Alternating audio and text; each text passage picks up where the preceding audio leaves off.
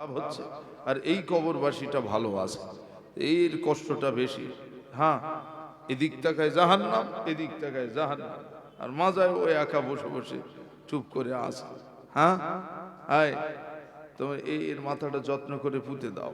যত্ন করে পুঁতে দিয়েছি। এইবারে মুড়িদেরা জিজ্ঞেস করতেছে, হুজুর কি হবে? এই এই মাথা উঠালেন, তিনটে মাথার তিন হাল, এতে কিছু আমরা হাতা মাথা খুঁজে পাইনি, আর আপনি কিছু বললেনও না, একটু খুলে বলেন। বলছে প্রথম মাথা যখন ওঠানো হলো, ও বেটা জীবনেও জলসায় যায় না, জলসা শোনেও না, আর যদি কেউ শোনে তা তার হাত ধরে আবার ডেকে নিয়ে যায়, চলো বাড়ি গিয়ে ভাত খাবে, ওর অশুনতিও দেয় না। হ্যাঁ, আছেন এরকম? যদি কেউ শোনে, কোনো আত্মীয় আজকে যদি আসে, আরে বেই এখন এখন জলসা শোনে, আমি তুমি একটু বাদাম খাবো, একটু জিলিপি খাবো, অনেক কাজ আছে, এসো চলো বাড়ি চলো। মানে ও বেটা জলসা শুনবেও না, আর কারো শুনতেও দেবে না। বেই কটা জাল বুনেছ, ওহ যেই বুড়ো আসবে ফের তো বন্যা হবে। মোটামুটি সব মাছ আগের বারে না 3-4 ঝুড়ি ধরেছি একদম। কথা বুঝলে না? পরের মাল আমার করতে 2 মিনিট, এই পরের মাল আমার করতে 2 মিনিট লাগে। একবার খেপলা জাল ফেলবো যেখানে হোক রাতির আধারে, ওরম 2 ঝুড়ি কত চলে আসবে, ঠিক আছে? এক কথা বলছেন, সন্ন্যাসী চন্না বকচায় ঘটে, 1400 ঘুরে বেড়ায়, ভালো মানসি জেল কাটে। এখন সব চোরে চোরে সয়লা। হ্যাঁ, কথা হচ্ছেন না? সব জায়গায় নামাজে চুরি, রোজায় চুরি, হজে চুরি, জাকাতে চুরি, সব জায়গায় চুরি চুরি, এবাদতে চুরি। কোথায় নেবেন আপনি? হ্যাঁ, আমাদেরকে হাকিকাতের মুসলমান হতে হবে। বলেন ইনশাআল্লাহ, জোরে বলেন ইনশাআল্লাহ। হ্যাঁ, যে সময় চলছে এখন খুব কঠিন সময়, ভেজাল ভরে গেছে। কেউ বলতে হাত তুলে দোয়া করতে হবে না, কেউ বলছে কবর জিয়ারাত করতে হবে না, কেউ বলছে জানাজা নামাজ পড়ে তারপরে আর দোয়া খায়ের করতে হয় না। ওসব কে বলেছে করতে? দাদা হুজুর কিছু জানে? দাদা হুজুর লেখাপড়া জানতো না, ওই জন্যই এসব দরকার নেই, সব বন্ধ করো। হাদিসি যা আছে তাই মানতে হবে। দাদা হুজুর হাদিস কোরআন পড়িনি, ওই জন্য দাদা হুজুর না দেখে আন্দাজে এই সব বেদাতি কাজ করে গেছে। নাউজুবিল্লাহ। শুনছেন? হ্যাঁ, ক্যাম পড়া হারাম ফতোয়া দিয়ে দিচ্ছে। শবে বরাতের রোজা রেখার থেকে, শবে বরাতে ইবাদত করার থেকে জেনা করা ভালো। নাউজুবিল্লাহ। শুনছেন? আর কত কি শুনবেন আপনারা? আরো অনেক কিছু শুনতে হবে। এখন তো সবে শুরু হলো, সবে শুরু হলো। আল্লাহ নবী, বিশ্ব নবী, নূরের নবী বলেন, কালামুহুম কা কালামিল আম্বিয়া। এমন একটা সময় এসে যাবে, যে সময় তোমরা দেখবে তাদের কথাগুলো হবে নবী রাসূলের মতো। কথাগুলো হবে, শুনলে মনে হয় যেন নবী রাসূলের মতন কথা হচ্ছে। এত ধীর মস্তিষ্কে বলবে, এত ঠান্ডা মাথায় বলবে, নাই মনে হয় যেন এদের থেকে বিজ্ঞ পণ্ডিত আর নেই। এরাই দেখ হাদিস পড়ে পড়ে বলতেছে। এই দেখ, হ্যাঁ, আলিমুর সাহেব তার হাদিস কোরআন পড়ে বলে না, ও লোক তো না দেখে আন্দাজে কি যা মনে আসে তাই বলতেছে। আর ওরা হাদিস পড়ে পড়ে বলতেছে, বুখারী, এই দেখ মুসলিম পড়তেছে। এক কথা হচ্ছেন না? হ্যাঁ, এদের থেকে বড় আলেম আছে নাকি আর? শুনছেন না? ঠান্ডা মাথায় দেবে আপনার ভিতরে, আপনি বুঝতে পারবেন না যে কখন আপনার ভেতর থেকে ঈমান বেরিয়ে যাচ্ছে, আপনি বুঝতেই পারবেন না। আল্লাহ নবী, বিশ্ব নবী বলেন, কালামুহুম কা কালামিল আম্বিয়া। তাদের কথা কবে নবী রাসূলের মতো। ওয়াফিলুহুম কা ফিলিল ফারাইনা। তাদের কাজ কামগুলো হবে, তাদের কাজ কামগুলো, তাদের কর্মকাণ্ডটা হবে ফেরাউন কাফেরের থেকে খারাপ। কুলুবুহুম কা কুলুবিজ যিব। তাদের অন্তরটা হবে নেকড়ে বাঘের থেকে হিংস্র। বাঘ কতটা হিংস্র! ওদের টার্গেট হবে নবীকে, নবীর কবর জিয়ারাত করতে দেয়া যাবে না, আল্লাহর ওলিদের কবর জিয়ারাত করতে দেয়া যাবে না, ওদেরকে নফল নামাজ পড়তে দেয়া যাবে না, ওদের লা ইলাহা ইল্লাল্লাহ পড়তে দেব, মুহাম্মাদুর রাসূলুল্লাহ পড়তে দেব না, ও সোনাচ্চার দরুদ শরীফ পড়া হবে না। এইভাবে দেখা যাবে মুসলমানের ভিতরে দ্বন্দ্ব শুরু হয়ে যাবে। আর হচ্ছে না, হয় না? ও সোনার চাঁদেরা তারা প্রচার করবে আমরা শাফি মাযহাবের মানুষ, কেউ বলবে আমরা হানাফি মাযহাবের মানুষ, কেউ বলবে আমরা ইমাম মালিকের আমরা মানি, কেউ বলবে আমরা আহমদ বিন হাম্বলকে মানি। ও সোনা মানিকেরা, দুনিয়ার জমিনে, পৃথিবীর জমিনে চার মাযহাবের ইমাম আছে, চার মাযহাবের ইমাম আছে। আমরা চার ইমামকে আমরা সম্মান জানাই। হানা বলে একজন ইমামের নীতি আদর্শে আমরা চলি, তিনি হলেন ইমামে আজম আবু হানিফা রহমাতুল্লাহ আলাইহি। হুজুর যে নীতিতে যে আদর্শ আমাদের সামনে রেখে গেলেন, মুস্তাহিদ হয়ে কোরআন হাদিস থেকে বেছে বেছে মাসলাগুলো যেভাবে লিখে গেলেন, আমরা সেভাবেই আমরাও চলি। হ্যাঁ না বলেন না? ও সোনা মানিকেরাও, হযরত ইমাম শাফি রহমাতুল্লাহ আলাইহি হুজুর 1 তারিখে ইমামে আজম আবু হানিফা রহমাতুল্লাহ আলাইহি হুজুরের দরবারে যাচ্ছেন। জামানার একজন ইমাম, তার নীতি তার আদর্শ তো আলাদা, তার মত তো আলাদা, কিন্তু তিনি যাচ্ছেন ইমাম আবু হানিফার দরবারে। তার মানে সেখানে তো হানাফি মাযহাবের মানুষ, হানাফি মাসলাকের মানুষ, শরিয়ত থেকে বুঝতে হবে। তো ইমাম শাফি যখন তার মাযহাবের অন্তর্ভুক্ত তার এরিয়ার মধ্যে ঢুকছেন, তার মুরিদদের বলছেন, হ্যাঁ মুরিদেরা, আমি যেটা করি এখন আর সেটা না, এখন ইমাম আবু হানিফা যেটা করে সেটাই। জোরে বলে, আমি যেটা করি এখন সেটা না, এখন ইমাম আবু হানিফা তার মাসলাকের উপরে আমরা আমল করব। কেন না, আমরা ইমাম আবু হানিফার এরিয়াতে আমরা ঢুকে গেছি, আমরা এখানে প্রবেশ করে আমাদের মাসলাকে এখানে ঢুকিয়ে ঝগড়া বাঁধাবো না। ইসলাম শান্তি চায়, ইসলাম শান্তি চায়, শান্তির বার্তা দেয়। আমরা চারজন চারটে রুটে চলবো, কিন্তু রাস্তাটা মিশেছে এক আল্লাহর কাছে, রাস্তাটা মিশেছে কোরআন হাদিসের আলোকে রাসূলুল্লাহর দরবারে। ইট ইজ সিরাতুল মুস্তাকিম, এটাই তো সিরাতুল মুস্তাকিম, সঠিক রাস্তা। আরে আমরা আমাল করি, হাত তুলে দোয়া করি, তোমরা করো না। তোমরা এখানে এসে কেন নাক গলাচ্ছ? আমরা কই তোমাদের তো বলিনি। অবশ্যই বুঝতে হবে বাবা। এখন তো সোশ্যাল নেটওয়ার্ক এসে গেছে, এত সব মাস্টার ভরে গেছে, কথা বুঝলেন? মানে আলেমদেরকে কিভাবে আর মাদ্রাসা বন্ধ করা যায় সে প্ল্যানও চলতেছে। কি করে মাদ্রাসাগুলো বন্ধ করতে হবে, কেন করলেই এখান থেকে মুফতি বার হচ্ছে, এখান থেকে কিতাবি আলেম বার হচ্ছে, ওরা তো কিতাবগুলো পড়ে তো মানুষকে বলতে পারছে। আস্তে আস্তে যখন কিতাব পুস্তক পড়বে না, ছেলেদেরকে ইংলিশ মিডিয়াম স্কুলে দিতে হবে, বলে দিতে হবে সব সায়েন্স শেখাও, ইংরেজি শেখাও, হিন্দি শেখাও, অন্যান্য ভাষা শেখাও। কেন? ওই ভাষা শিখলে আমাদের ছেলেরা ওই ভাষায় বড় হয়ে ইসলাম প্রচার করবে। মানে এত সুন্দর করে ঠান্ডা ব্রেন ঢুকিয়ে দিল। আমার ছেলের ইংলিশ তালি পড়াতেই হবে, মিজানুর রহমান আজহারি না হলে অমুক আজহারির মতন করতে হবে, আমার ছেলে বিশাল একটা বড় লেকচারার হবে। শুনছেন, লেকচারার হতে যে লাস্টে এধারে 10 ওধারেও 10, এখন শেষে হিসাব করে এধারেও ফস ওধারেও ফস। কথা বুঝে আসছে? ইমাম শাফি রহমাতুল্লাহ আলাইহি ইমাম আবু হানিফা হুজুরের মাসলার উপরে আমাল করতে শুরু করলেন। হুজুর কবর জিয়ারাত, শুধু সালাম দেন ইমাম শাফি, আসসালামু আলাইকুম ইয়া আহলাল কুবুর, কুল্লু মুমিনিন ওয়াল মুমিনাত, মুসলিমিন ওয়াল মুসলিমাত, বাস এনাফ, সালাম দিয়ে বেরিয়ে যায়। জিয়ারাত দাঁড়িয়ে একটু দোয়া খায়ের ইত্যাদি ইত্যাদি। হ্যাঁ, কিন্তু ইমাম শাফি সেখানে যাওয়ার পরে ইমাম আবু হানিফা যেমন দাঁড়িয়ে কবরের পাশে দাঁড়িয়ে আল্লাহর কাছে কাঁদা করতেন, তিনি সেখানে যে কবর জিয়ারাত করলেন, হাত তুলে দোয়াও করলেন। তিনি তো এত বড় একজন বিজ্ঞ পণ্ডিত আলেম হয়ে তিনি বলতে পারতেন, আমি তো ইমাম শাফি, আমি যেটা বলবো সেটাই শেষ কথা। কেন? কোরআন হাদিসের আলোকে আমি আমারটা ঠিক মনে হয়, আমি তো ঠিকই জায়গায় আছি, আমি কেন ইমাম আবু হানিফার মাসলা নেব? কথা বুঝছেন না?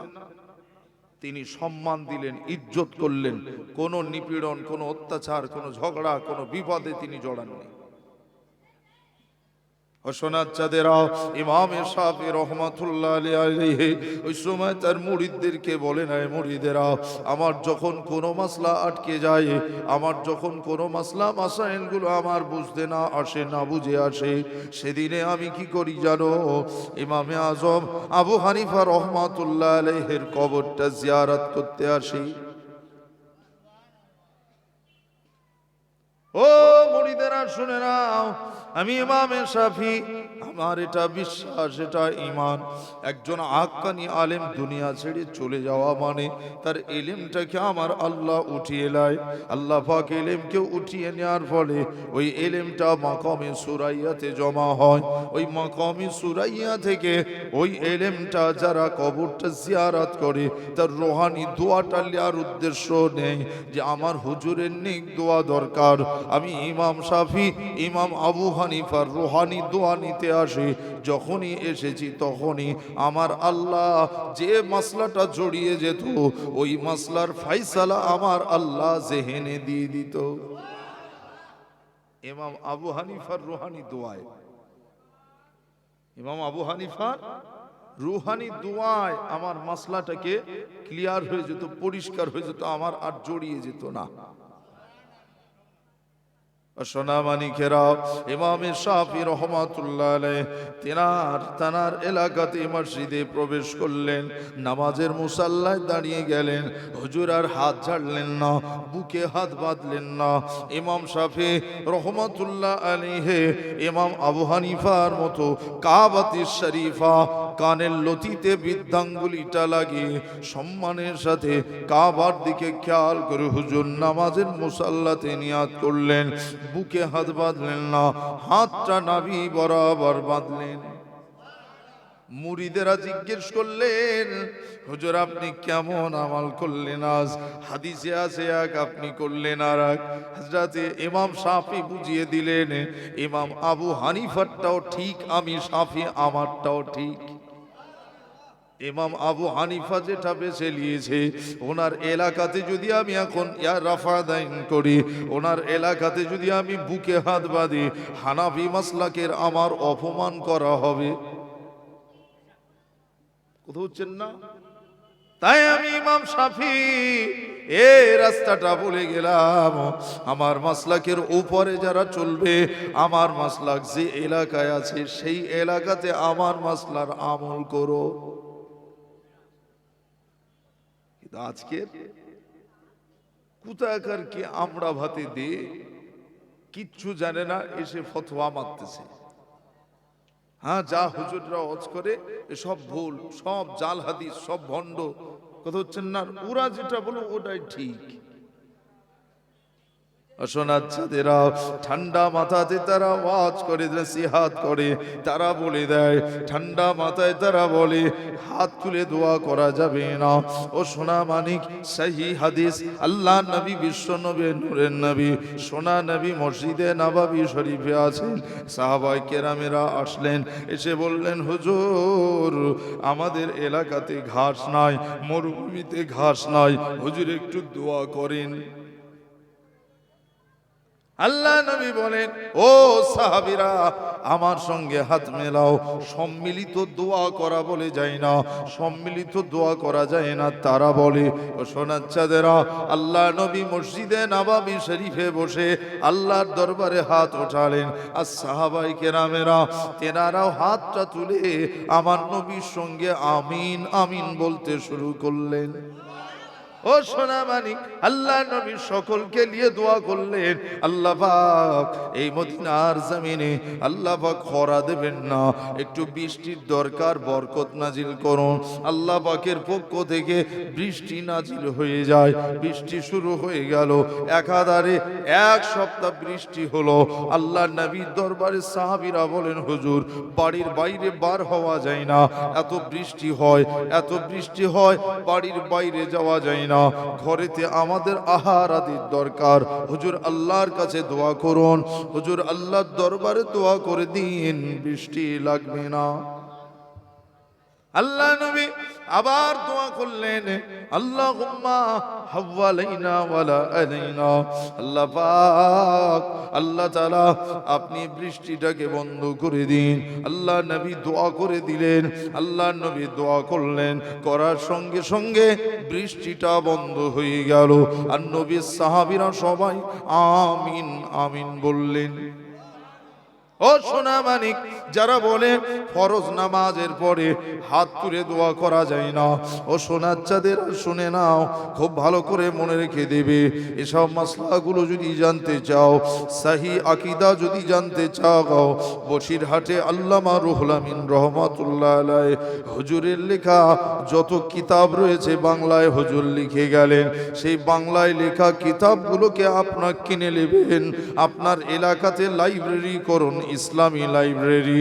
মসজিদের একটা তাক রাখবেন, লাইব্রেরি লেখা থাকবে, ওখানে শরিয়তের মাসলার উপরে হুজুরের যত কিতাব আছে সব কিতাবগুলো কিনবেন, রেখে দেবেন।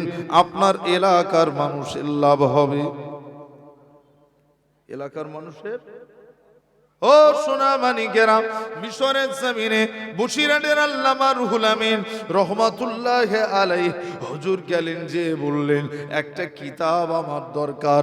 মিশরের জামে আজহার বিশ্ববিদ্যালয় থেকে কাছেই বড় একটা লাইব্রেরি আছে।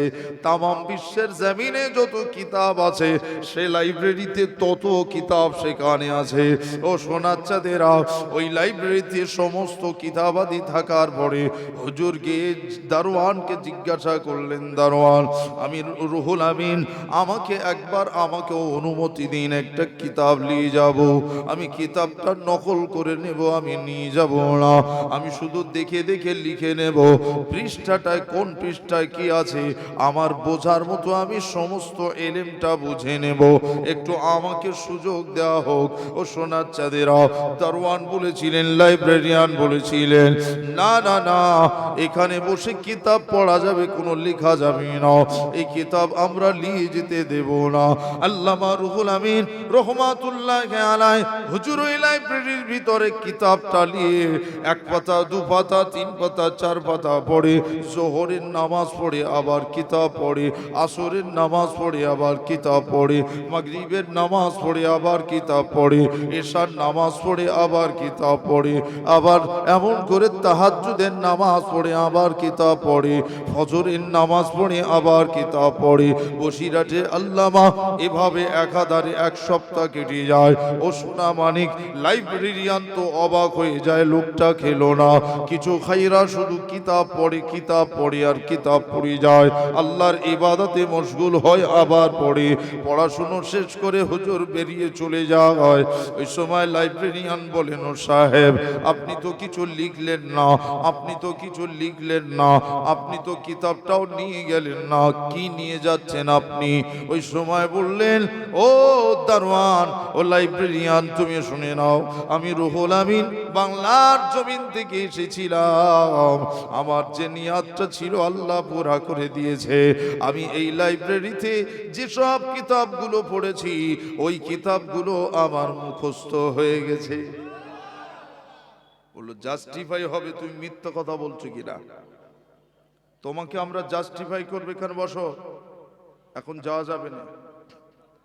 ও সোনা মানিকেরা, একটা একটা করে মাসলা ধরা হয়। বসিরহাটের আল্লামা পৃষ্ঠা সহ, কিতাবের নাম সহ, কোন কিতাবের কোন পাতায় কোন লাইনে লেখা আছে, আমার বসিরহাটের আল্লামা হুজুর তা সুন্দর করে লিখে দেয়। যেটা বলে সেটা লিখে দেয়, বলে দেয়। দেখলেন আপনি, লাইব্রেরিয়ান পৃষ্ঠাটা মিলিয়ে দেখে বইতে যা লেখা, একটা আরবি অক্ষরও এদিক ওদিক না, যা লেখা আছে মাসলা ঠিক সেটাই বসিরহাটের আল্লামা বলেছে। ও শোনার চাঁদেরা, আল্লাহর ওলি মুজাদ্দিদি জামান আমির শরিয়া দাদা হুজুর পীর কেবলা রহমাতুল্লাহি আলাইহি হুজুর আরবের জমিনে গেলেন, সঙ্গে ছিলেন একধারে হযরতে বড় মাওলানা আল্লামা রুহুল আমিন রহমাতুল্লাহি আলাইহি, আর একধারে ছিলেন, আর এক পাশে ছিলেন তিনি হলেন দাদা হুজুরের বড় সাহেবজাদা আব্দুল হাই সিদ্দিকী, তেনাকে সাথে করে নিয়ে গেলেন। দুইটা এমন করে দুইটা সন্তান মনে করে, একটা নিজের সন্তান আর একটা পিঠের সন্তান। ও সোনার চাঁদ, দাদা পীরের সিলসিলার যত আলেম, দাদা পীরের খানদানের খানদান, তারা দাদা পীরের আলাওলাদ, আমরাও দাদা পীরের আলাওলাদ। তারা সব দাদা পীরের পেটের খানদানের খানদান, আর আমরা হলাম দাদা পীরের পিঠের খানদান। ও সোনা মানিকেরা, দাদা পীরের একদিকে নিজের লুৎফে জিগার বড় সাহেবজাদা, আর একদিকে নিজের বড় আদরের বড় মাওলানা, দুজনকে সাথে নিয়ে হজ পাকে গেলেন। দাদা হুজুর পীর কেবলা হজে যাওয়ার পরে, এখন যেমন সোশ্যাল নেটওয়ার্কের সময়, তখনই সোশ্যাল নেটওয়ার্ক ছিল না, তখনই সোশ্যাল মিডিয়া ছিল না। আজকে যদি সোশ্যাল মিডিয়া থাকতো, বসিরহাট আল্লামার লেকচারটা সেদিন কি ছিল আমরা শুনতে পেতাম। কথা হচ্ছেন না? দাদা পীর কেবলা আরবের জমিনে হেঁটে যাচ্ছে, যেতে যেতে বন্দর থেকে, তখন তো জাহাজ, জলজাহাজ, পানির জাহাজে হজে, শুনছেন, পানির জাহাজে হজে। হ্যাঁ, দীর্ঘদিন ধরে ওই জাহাজে পড়ে থাকতে হতো। নামাজ কালাম তসবিহ তাহলিল জিকির আজকার খাওয়া পিয়া সব ওই জাহাজে হয়। আর এখন টিকিট কাটো, টুপ করে উড়ে যাও, 5 থেকে 6 ঘন্টা, তাই না? হ্যাঁ, আরো একটা দামি প্লেন উঠেছে, 4 ঘন্টা লাগে। মানে কত দ্রুত যায়। 3-4 ঘন্টার রাস্তা এখান থেকে সেই আরবে আপনি দিব্যি আনন্দের সাথে নেমে গেলেন। বুঝবেন কি কষ্ট? কি বুঝবেন? কোন কষ্ট বুঝলেন? আল্লাহ জিকির হলো, মনে উঠলো? ও তো ওই এরোপ্লেনে বসে শুধু সিট দেখতেছে, আর এই এরোপ্লেনটা দেখতেছে আর ভাবতেছে, ওর ভিতর আল্লাহ জিকির আসলো কখন? আবার মাঝে মাঝে যেসব লেডিজেরা আসে প্যান্ট শার্ট পরা, তাদের দিকে হা করছে, ইরা কারা? এই কথা হচ্ছেন না? এসে বলছে কফি খাবেন কফি, কফি খাবেন, চিকেন খাবেন চিকেন, বিফ খাবেন বিফ। আরে বাবা, এরা এখানে রান্না বাড়া করে, তো বিশাল ব্যাপার। তো ওই ভাবতেছে তো জিকিরটা হবে কখন? কথা হচ্ছেন না? ও প্লেনে বসে লাব্বাইক আল্লাহুম্মা লাব্বাইক ভুলে গেছে। ও তখন ধরতেছে, তাই তো আমার ছেলে পরে এগুলো দেখালি হতো, তাড়াতাড়ি করে বসে কচি এই দেখ, আমরা সব প্লেনে আছি। শুনছেন কি মুসিবত বলেন দিন দেখি? ঈমান আছে, আল্লাহর ভয় আছে। আরবে যাওয়ার পর ওখান থেকে ফোন করে বলছে, কচি সেই ওই জমিটা বন্ধক লওয়ার কথা ছিল, সে কি লিচি সেরা? ওখানে আরবে কাবা চত্বরে দাঁড়িয়ে ফোন করতেছে, যেখানে কাবা তওয়াফ করে না, ওই কাবার মাটিতে দাঁড়িয়ে বলতেছে বন্ধক লওয়ার কথা ছিল, ওটা কি করেছি? লিচি। তাহলে আব্বা হজতে ফিরে এসো, তুমি না হজে গেছো, তো লো ঠিক আছে, এখানে আল্লাহ মাফ কর দেবে, তো এখানে যা বলবো সব মাফ। এই কথা শুনছেন না? কি হজ করতেছে এবার বুঝেন। হ্যাঁ, আবার খানিকক্ষণ পরে এই দেখো একাচ্ছি তোর মার্কাজ দে, এই দেখো এই যে কাবা, এই যে কাবা, এই ওই ইবাদত হচ্ছে। ওর হজটা গেল, ওর হজটা গেল, ওর ওমরাটাও গেল। ও গেছে বেড়াতি, ওমরায় যায়নি। কথা হচ্ছেন না? ও মিছে মিছে, ওটা হাকিকাতের সঙ্গে না, ওটা মিছে মিছে। ও সোনা মানিকেরা, হযরত ইমাম আহমদ বিন হাম্বল রহমাতুল্লাহি আলাইহির মাসলাকের একজন মুরিদ মদিনার জমিনে যাবেন আমার রাসূলুল্লাহর দরবারে যাবেন। সাফা মারওয়া পাহাড়টা যেখানে আছে, হাজী সাহেবরা যারা গেছেন জানবেন ওই পাহাড়ের পাদদেশে তার বাড়ি। সেখান থেকে উঠে হুজুর হাঁটা দিলেন, চললেন মদিনার জমিনে। মদিনার জমিনে যাওয়ার পরে মদিনাতে যে সমস্ত মদিনাবাসীরা তারা সবাই বলেন, আসুন ইশরাবুল মা, তুমি পানি পান করো, পানি নাও, পানি নাও, খাজুর নাও, খাজুর নাও, পানি নাও, ফিরি ফিরি বিরিয়ানি নাও। এই বাঙালি যারা, মানে এখান থেকে বেশিরভাগ যারা ওমরায় যাচ্ছে বাঙালি, আরবে যেই শুনতে ফিরি ও একটাও বাদ দেয় না। বলো কথা হচ্ছেন না?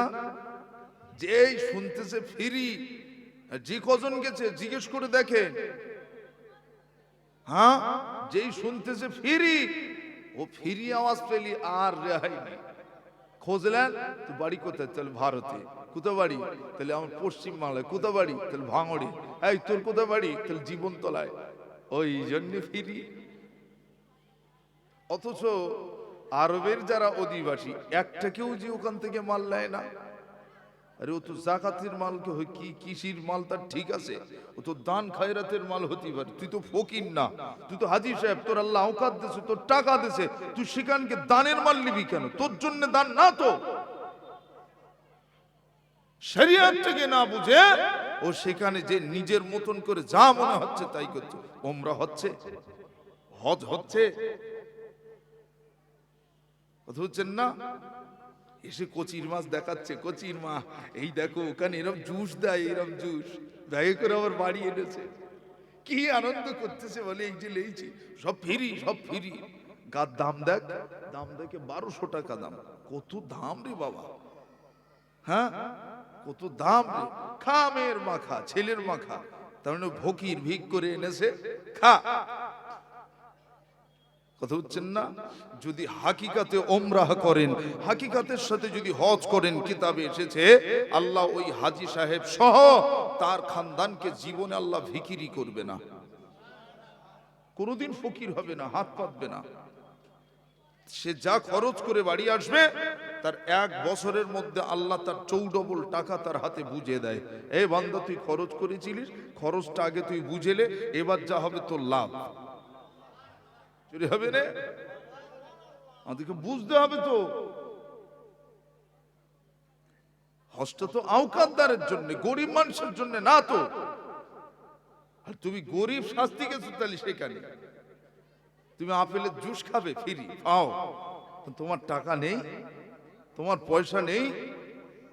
ও সোনা মানিকেরা, আল্লাহর বান্দা ইমাম আহমদ বিন হাম্বল রহমাতুল্লাহ আলাইহি, তার মহব্বতের মানুষটা যখন এমন করে হযরত ইমাম মালিক রহমাতুল্লাহ আলাইহির মহব্বতের একজন মানুষের সঙ্গে দেখা হলো, তিনি বললেন, ভাই আসুন কিছু খাবেন? বললেন, না না, আমি এসেছি আমার রাসূলুল্লাহর মেহমান হয়ে। আমি কখনো মদিনাবাসীর মেহমান আমি হই নাই, আমি এসেছি আমার রাসূলুল্লাহর মেহমান।